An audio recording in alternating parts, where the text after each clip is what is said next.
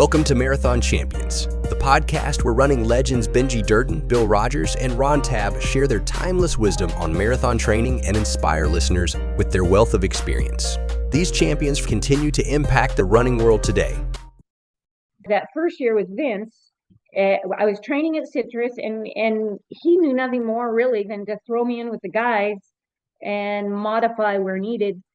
And I would just didn't want Vince or these guys not being happy with me being out there. So I busted a gut day after day.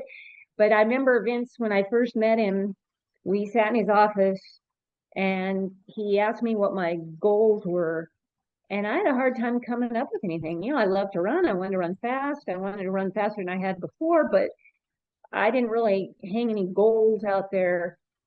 And I wasn't sure that I even wanted to admit that I had any, because somebody might actually hold me accountable. And if I fell short of that, so he and I decided, I think he decided more than I did, that my goal would be to try to qualify for the 1976 Olympic trials.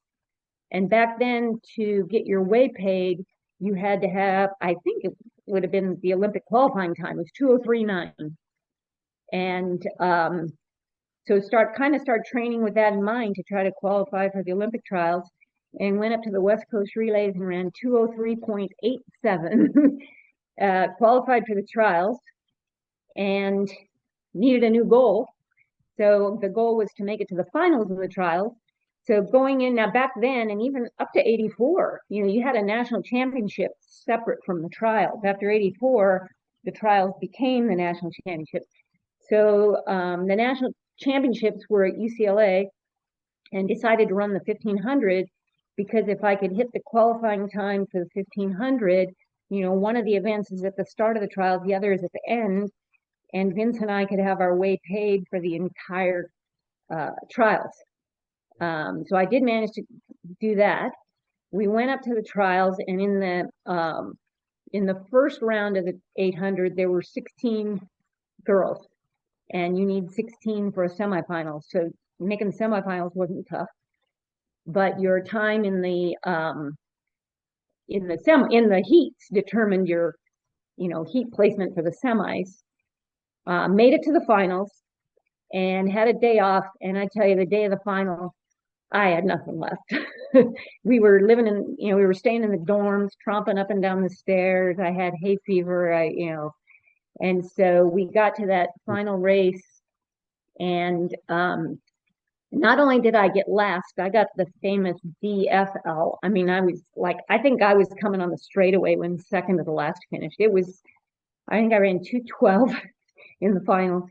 It was humiliating. I was so embarrassed. And I tell you, by the time before the end of the week, for sure, it suddenly dawned on me that I could either sit there and mope around about being dead last in a race, or I could look at it as I'm 19 years old and I just finished 8th in the Olympic trials. And I chose to look at it in that regard, realizing, gosh, 4 years from now, and who knows what could happen. And it totally turned my attitude around and, got me fired up again. So you went on and, became Olympian. I mean, but what were there any major stepping stones that you remember between this and there were some major slipping off some stepping stones. Well, yeah. Well, I mean, life events, I guess, is what I would say. Well, in 76, I had just gotten engaged right before the trials. Got married in December of 76, and I realized, 76 in a way it was a big highlight, but in 77 it was almost, when you're always striving to get to the next rung and you're kind of there or close to it, it's easier to be the underdog coming up than the one trying to do more, I guess. So 1977, it was a little, it just didn't live up to what I would have wanted. Not that it was horrible. And then in the summer of 77, Vince O'Boyle, my coach, called me, because I was not even going to Citrus College. I had a part-time job with the school district, and I would go there to train. And Vince said, hey, I've got these girls that went to Arcadia High School. 3 of these girls had run under 220 for 800 in high school. And they had a friend who ran, but not very seriously. So there were 4 of them. And they came to Vince and said, would you consider starting a girls team here at Citrus College? And he's like, sure, but do you have a 5th person? And they're like, well, no, we've got the 3 of us, our friend Lydia. So that's 4. So Vince called me and he said, hey, would you consider running at Citrus so that we can have 5 people to have cross country? Well, I couldn't tell Vince no, but at the time, I had just started working full time at the school district. My then husband and I had just bought a house. And it's like, Vince, I don't know, like, how do I juggle this? And he goes, well, if I can find you 12 units, since you're not aiming for a degree or anything, just, the easiest possible classes and timing and whatever to be able to get these 12 units. And yeah, okay, I'll give it a try. And that was the huge breakthrough year in '78. I won the state meet in cross country. I won the state meet in the 800 and 1500, and that was the year then that I won the nationals for the first time at UCLA. Mary was 3rd, SC Kelly was 2nd, and so that was another huge, like, oh my gosh, I'm really on my way. The next year I had plantar fasciitis real bad. Oh boy. And We struggled both know along. about plantar fasciitis. Yes, yeah, the good old air shoes in the beginning of Nike, I think might have something to do with it. But anyway, 1980, ready to kind of prove something again, but still kind of lingering this foot thing. And when the Olympics got boycotted, even the idea of running the trials, which I'd qualified for, wasn't like to run a race where you're going nowhere and you're not at 100%. So I didn't run, but kind of gave me some determination. And then at the trials, I did go up to the trials in 1980 and watched and connected with Charlie Flanagan and Kevin Ryan, the whole New Balance crew. And in talking to them, I remember Kevin Ryan was just like, you only run how much? You need to run more. And, I went about a plan to really up my mileage, which probably at the time was 45, 50 miles a week. And well, for what you were doing, that was probably not that bad. No, and I think, I think a lot of it was, quality miles. Okay. With the intervals and enough, runs to back up with some strength. It worked for me. But I started to up my mileage. My little 3-mile morning jog got up to 5, and I gradually upped my weekly long run just a little at a time to where I got to, I think, 12 miles. And I got to where I think I hit maybe like a 90-ish mile week before my knee started to hurt. And ended up, I felt like I was in the best shape of my life. I went to a 10K, ran a PR. I was so anxious for track season to start, and all of a sudden, what was thought to be tendonitis, I'd take some time off and swim and come back, and first run, it would still hurt. So I had an arthroscopy. They went in and looked around to see what was there. And when I went back for the results, they said that the inside of your kneecap should look like an elephant's tusks. Yours looks like crab meat. And, the only hope you have is to take some extended time off and hope maybe Mother Nature cuts you a break. And so this was around 1980. This would have been this would have been after, so it would have been early 81. Okay, so step back here. So in 80, when you were getting ready for the trials with the boycott, what kind of mileage were you running? And this is actually to help me a little bit because I'm still coaching. I have some pretty talented kids. And you're actually one of them is in your range of the she'll probably run this spring at 205 to 208, something in that range. And you talk about quality and quantity. And I look more as a coach for quality as opposed to quantity. Yeah. The kids in the 30 to 35-mile range at the most. Yeah.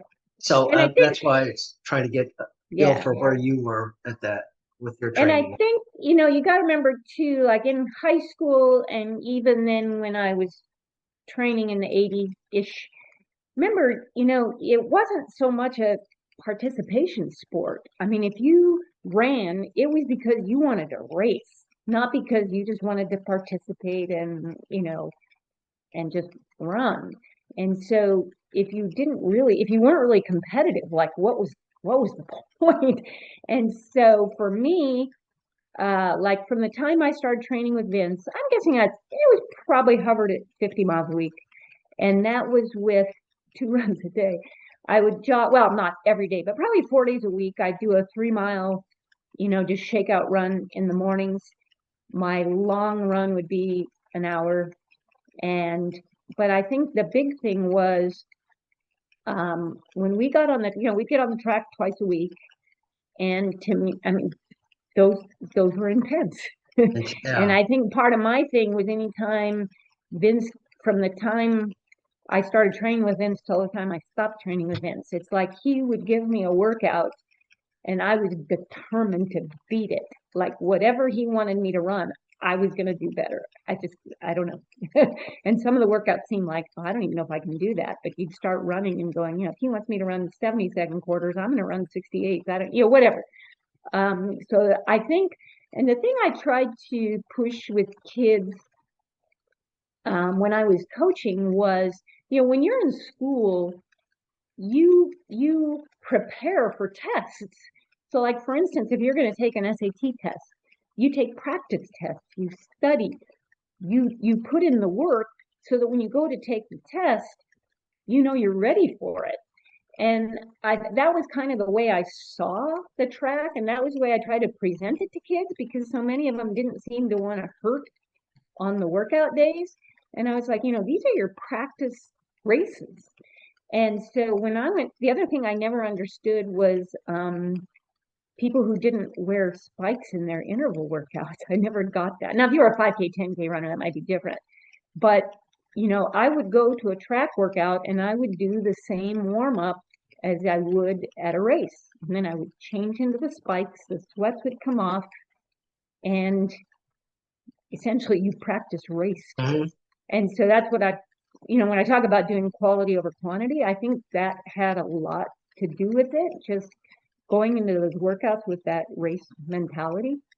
But after the knee thing, well, the other thing that happened at the same time of the knee injury was here I was 24, and maybe the end of my running career. I remember it was Dr. Curlin of the Curlin Jill Clinic, and he said to me, he says, there are some people who have the mental capacity, the power to push themselves and do whatever it takes. But some of those people just don't have a body that can hold up to what your mind is willing to push you to. And you might be one of those people. And so, I was kind of blown away. But then what really blew me away was the next day when my then husband came to me and said, I don't want to be married anymore. Oh, boy. And at the time, my husband had a race the next morning he was putting on. So my brother was at the house. His best friend was at the house. There were like 3 of them, because they spend the night at the house. They get up at like 3 in the morning to go get ready for the race. And Charlie Flanagan was there. So here was the promotions guy from New Balance. And we had dinner. And after dinner, the guy said, hey, take a break. Go clean up the kitchen stuff and then we'll have dessert. And it was during that little break between dinner and dessert that my husband told me he didn't want to be married anymore. Like kind of like nothing personal. I just don't want to be married. And then when I finally told my parents and they came and tried to talk to us, he looked at my parents and he goes, I need to be around successful people and she's not. So just what you need to hear at that point in your life. So yeah. Yeah. That was that. And I was pretty much content after that to when I finally was able to start running again. I was allowed to run 5 minutes every other day. That's where I started. And this is about the time Tom and I connected. And I would run, but I was never going to risk, working so hard and having it taken away from me. You work hard and you get hurt. Work hard and, like I'm just not going to allow that to happen to me again. But I did like to run and I would run. And then when Tom and I got together, I'd go to an occasional 10K or something. And I was running, I'd probably running 50 miles a week this whole time, working and just. Did you and Tom train together? Oh, no. Very rarely. He ran too far and too fast. And he would run with me now and then and say, "Do you always run your runs this slow?" So, That was yeah, cool. very, very, very rarely to actually training together, but the encouragement was there. And, I was living vicariously because he was running pretty well and I enjoyed watching him do well. And I would, go along to these races. I'm guessing at the time, I was thinking I'd run about a 35-minute 10K, and probably about that. And so so we got married at the end of 82. And I know. yes, you were, yeah, our brief engagement, we went to the Honolulu Marathon and Tom said we were in Hawaii. He'd been in New Zealand for a number of weeks. And we met in Hawaii on his way back. And he had the very romantic gesture of saying, "So are we going to do this or what?" That was my proposal. I told him he had to ask me nicer. And we got married 4 days later. And here we are 43 years later. But anyway, he in 83, so probably would have been the fall of 83, somewhere around that time frame. He said, "Hey, you know what? You like coming to these races with me sometimes." And he kind of understood even back then, marketing. Like you didn't necessarily have to be the fastest runner, but marketable, race directors were going to have you at their race.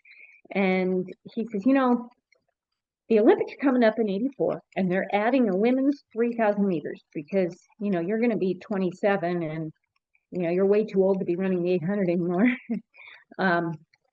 which was kind of true back then. And he challenged me to try to qualify for the trials, knowing that they had the 3,000 meters and maybe I could, it wasn't even a matter of thinking I was going to actually make the team or anything else, but if we could say, hey, here is a husband and wife who have both qualified to run the Olympic trials, which was pretty rare at that time, it'd make us more marketable. And maybe, we'd score an extra plane ticket now and then. You could come along to more races, which would be cool. So I called Vince and I said, "Hey, Vince, I'm thinking about giving this one more try." So we started training and the goal was qualifying the 3,000, which the qualifying time was 9:15 flat. My first 3,000, I ran 9:19. Okay, I haven't raced in years. And then I ran the 3,000, I think it's the Mount Tack. And I ran 9:15.4. And it about killed me, like, 7.5 laps of the track. I didn't like that. And I thought, there is not a chance I can shave off those extra 4 pounds. It's just not happening. And so the next week I went to a race to run a 1,500 and I PR'd. I ran 4:13 point something and qualified for the trials in the 1,500, which kind of shocked me. But at that point, Tom got hurt, because he had a decent chance of making the team in 84. And he had this injury that just wasn't healing up. And we were seeing this chiropractor at the time, talking to her. She was like, "You guys are eating too many dairy products." I'm like, "What are you talking about?" And he said, "No, when I massage, I can feel the congestion that would come from the dairy." And so her suggestion to Tom was to do a 2-week sort of detox, get off all white sugar, white flour, really eat clean in the hopes that your body heals itself easier because you flushed everything out, so to speak. And so he and I started following that for his sake, not mine. And about that time, a book came out called Eat to Win, and Robert Haas, and he was Martina Navratilova endorsed it. And this book, it just like really went along with what we were trying to do. So that helped us along. And I noticed I started recovering quicker. Tom didn't heal up, but like I dropped a few pounds, not that I was ever super heavy, but I think I was up to maybe close to 140, and my racing rate at the trials was 132. So, a little extra weight there. But just, I would do hard workouts and I would feel good. And about that time, Tom talked me into quitting my full-time job, which I did. And I remember I went to one of the first workouts I did in the spring of '84. I went to the track and we were running, I think we were running 12 400s. And Dwight Stones was out there warming up for his workout. And I ran the first 400. And I remember Dwight stopped warming up, got up and went and stood over by Vince and watched the rest of my workout. And it was very common. Vince and he never gave me splits or, times during my workout. I would do the workout and kind of body language would tell me if I was doing it right or not. And when the workout was over, he'd give me a little 3x5 card with my workout on it and what I did. And so at the end of the workout, I finished the last 400 and I walked over to Vince and Dwight looked and pointed at me and he says, "You're going to make the Olympic team." That's the most insane thing I've ever heard. And off he went to do his own workout. I had run that first 462. Didn't do the rest of them in 62. But he took notice. And I guess he was right. But between quitting the full-time job and this diet, it just made all the difference in the world. So early May, I ran an all-comer meet down in San Diego and decided to run the 800, which again, you're too old and too slow to run 800s anymore. And my PR was 2:01.99 from the Nationals in '78, and I ran 2:01.19. All of a sudden, I was back in the 800 game, and like I said, the rest, as they say, is history, I suppose. So you're in your first of 12 400s in '62.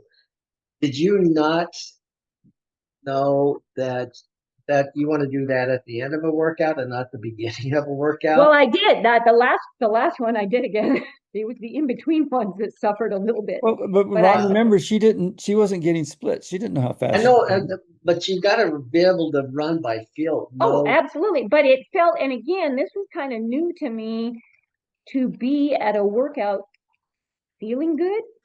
And so I kind of felt in that 400 the way I always felt at the start of a workout. It was just that much faster. I'm surprised Vince didn't say, "Hey, slow down a little bit here. Let's." Yeah, I don't know. I'd watch the body language, which would let me know if I was on or off, and I would just go through my. I don't know. Yeah, because hard to recall that exact day now. Yeah. I always try to get the kids or the athletes to I tell them, start at a pace that you can maintain for the duration of the workout, or that you can or increase the tempo. Mm-hmm. The other thing we would do running intervals is Vince would he would shout out the first 100-meter split, maybe even the first 200 split. And that was what told me I'm either on or off pace. Yeah. And that's the last we would discuss. What kind of recoveries were you taking? Really, the interval was really. It isn't like what some people do now. I'm guessing probably 3 minutes. Okay. That's a long recovery. Yeah. You remember, you and I are you're coaching people doing this, but I would do 800s and do a 100 recovery. Yeah. That I was doing a different event. That's a short recovery. I know, but my point is she was doing long recoveries and I was doing really short recoveries. And I don't know what back at the time, what the rationale was for that. We did do some workouts where we did a lot shorter. And we did some where we would start with a little longer rest, and as the workout went on, the rest would become shorter. But again, I think for my confidence level or whatever, this whole idea of the quality effort it did enable that, which of course then gave me confidence in having done that. I don't know, but it wasn't until like a little later in my career that I would hear about. Again, you got to remember, we didn't have the internet. You'd wait for back until news to learn anything. And so I didn't know for sure what other people were doing, or that this wasn't normal, or everybody didn't do the same. Never really thought about comparing myself to anybody else. I was just doing my thing. So, we really didn't have a way of knowing, even today. I don't know for sure what my competitors did. Yeah. I know. I hear some things at races sometimes. Like people would tell me, "Oh, did you hear what so and so did this week? They ran, whatever it was." Oh, Alberto was good at that. He would. When we were at the World Championships, Benji in Helsinki. He was telling me what Di Castello was doing for a workout. Yeah. That's it was all BS. It was Alberto just making a joke because you really didn't know what I wouldn't have been able to tell you what Benji was doing in his training. Vice versa, he wouldn't have known what I was doing. And sometimes I remember after I made the World Championship team and ran in that good Boston, they asked me what I was doing in training, and and what my hardest workout was, and I told them, and then they changed it from 10K. I did this 10K workout, and they changed it from 10K to 10 miles. And it was sort of like, my God, yeah, I couldn't have done that if my life depended on it. Yeah, I had people later, like, I don't know where it came from. Like there was one person who would sometimes be at the track, and in later years talked about these workouts I did, and I'm like, I never did that. Like, I don't know, you ran a. yeah. I forgot the times, but I was like, if I could run those times in the workouts, then why am I not running even faster in the races? Yeah, and he'd say, "Oh yeah, I remember the time you and I did this work." I'm like, nobody ever ran intervals with me. I ran them on myself always, like you weren't even there. What, it would be kind of comical. And every once in a while I would hear things of people doing things like 1 minute rest, and I'm like, they've got to be lying. Nobody would do that. Well, there was a mythology that developed around us. And really pretty much everybody that was national caliber, because we didn't have Instagram and Facebook and what have you, and where we were required to basically say exactly what we're doing. I mean, with Strava now, everybody knows what everybody's doing. I mean, you look at Connor Mance and Clayton Young, and you know exactly what they're doing all the time. You know their heart rates, their body temperatures, all kinds of data. Yeah. And I don't know if it helps anybody, but it's a completely different environment. And I think too, I basically, other than when I was at Citrus training with the guys, I always trained alone. And so I think the other thing that was good for me was I ran how I felt. And Tom would jokingly talk about how slow my runs were, which were probably 6:30, 6:40 a mile. I don't know, whatever they were. But I never had to prove anything in a workout because it was just me and Vince and the watch. And I think had I trained with people, like Tom would train with the guys at Irvine now and then, and they would run workouts, but then they'd go for a long run. Let's say they go for a 10-mile run, and the whole group of guys is running and they're cooking along. And then some young punk on the team or whatever would, sprint at the end and go, "I just beat Tom Wysocki in a 10-mile workout." Like, see you at the race, dude. Yeah, we have another workout. We have another too. workout tomorrow. Let's see where you are tomorrow. Yeah. But I could see myself if I had trained with a group, the competitiveness taking over, which wouldn't necessarily have been a good thing on a day-to-day basis. No, it is a bad thing. I had plenty of that off and on, and I eventually got to the point where I hardly ever trained with anybody. I had a couple of training partners that were very good about, we would both go in with a goal and we'd stay with the goal and we would try to beat each other. Yes, but when you had a group of, half dozen guys or more, it become a race. And I just quit doing that. I had one of those. We would come out of Phidippides 3-4 o'clock in the afternoon and do this 5-mile loop. And these guys would show up. I think it was around 4. These guys would show up and we do the 5-mile loop. And one day we're getting down into the low 26s, upper 25s for a 5-mile afternoon run. And the next day I ran 23 something and I said that was my last run with you guys. Well, and then the other thing I learned over time, of course, again, not only did we not have the internet, we didn't have GPS watches. Yeah. And so the estimation of the distances on your run was thinking, okay, I'm pretty sure I run about this much per mile. And so that, that was a 6-mile run. Yeah, that's exactly how we did it. And it is amazing when we finally did have access to things like that to realize how pretty close to accurate, my 6-mile run might have been 5.9. I don't, but it just was, and you would judge off time.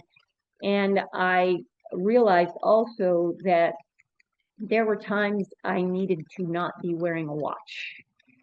Otherwise, every day I'd be trying to beat the day before. So the only time I would really wear a watch is if I were running an hour run and I needed to know when the hour was, or it was a new course and I wanted to be able to estimate the distance of the course. And then I'd have to leave the watch behind most days.